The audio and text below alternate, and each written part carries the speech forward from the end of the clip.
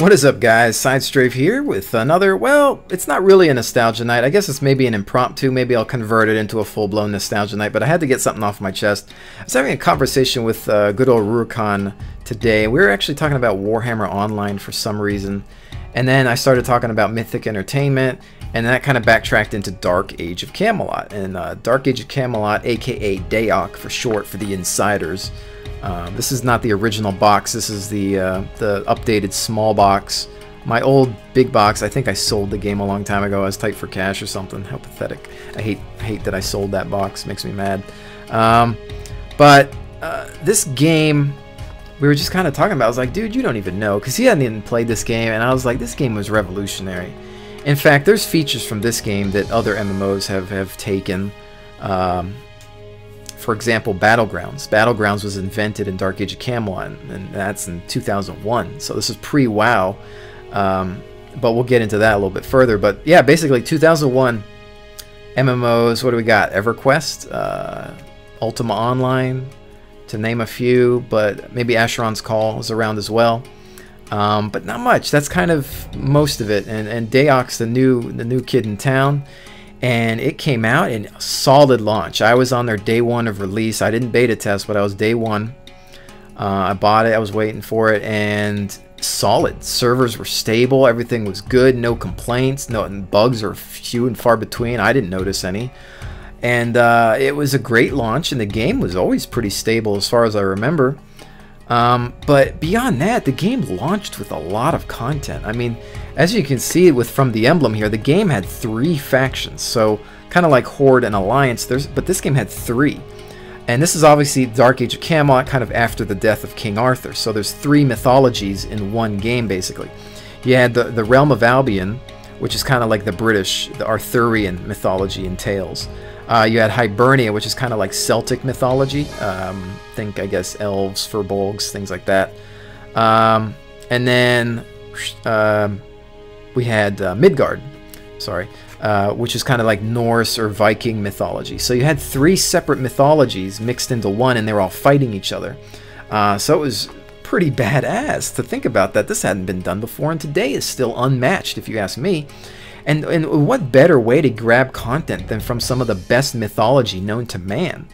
And I was just being nostalgic when I was talking about it with Rui, because it's just like, man, this sucks. This stuff's... The game still exists. It's still a pay-to-play game, except for EA, you know, owns Mythic now, and it's just they're kind of letting it rot, if you ask me. But I mean, kind of going back into the game, think, okay, so 2001. And we're launching, right? What does this game have? It has the 3 factions. Each faction not only has its own main city, but it has its own continent. There's 3 continents, separate continents. That means the Realm of Albion has its own content, its own dungeons, and its own main, you know, hub city, its own quests, all on its own continent. Same thing goes for Midgard and Hibernia.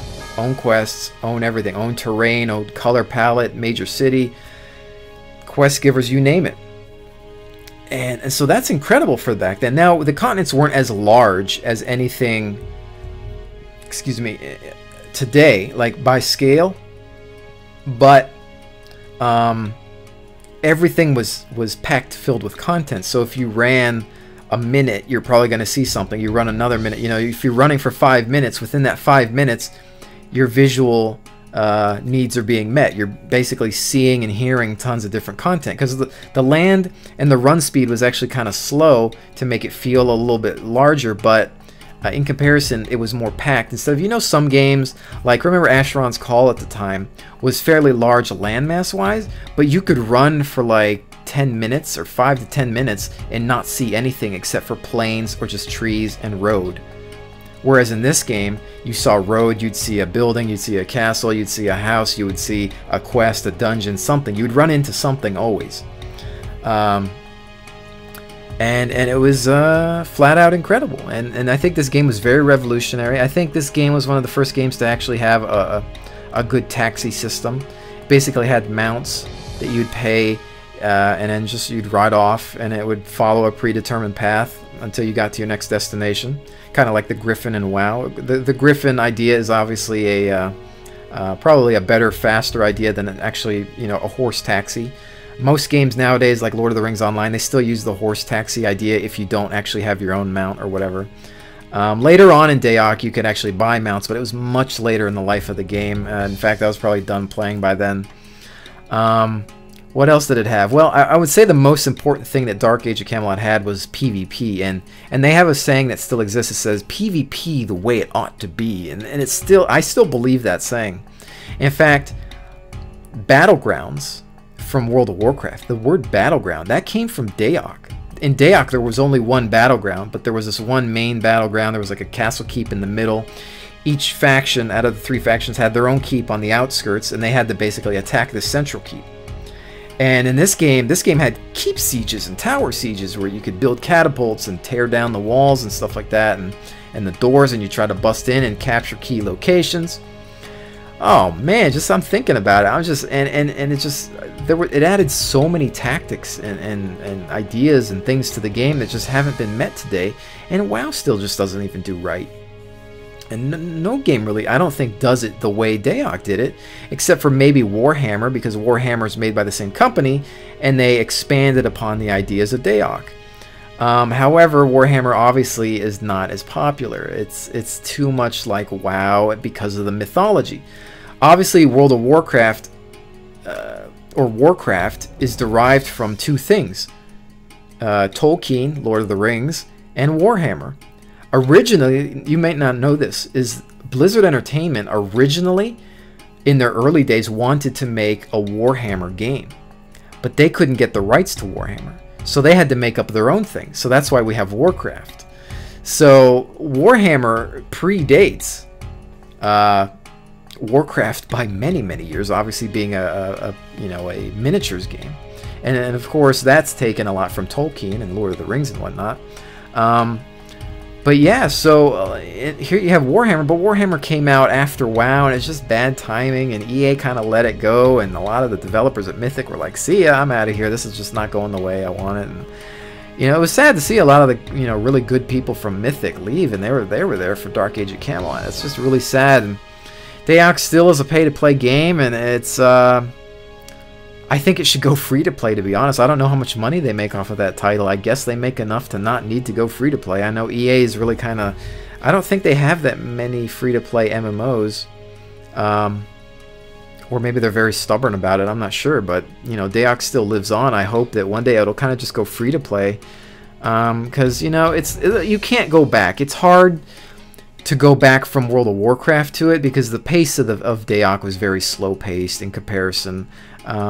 It's just not modernized enough. They did an engine overhaul at one point with Dayak where they revamped the player model, like brand new player models, brand new player armor.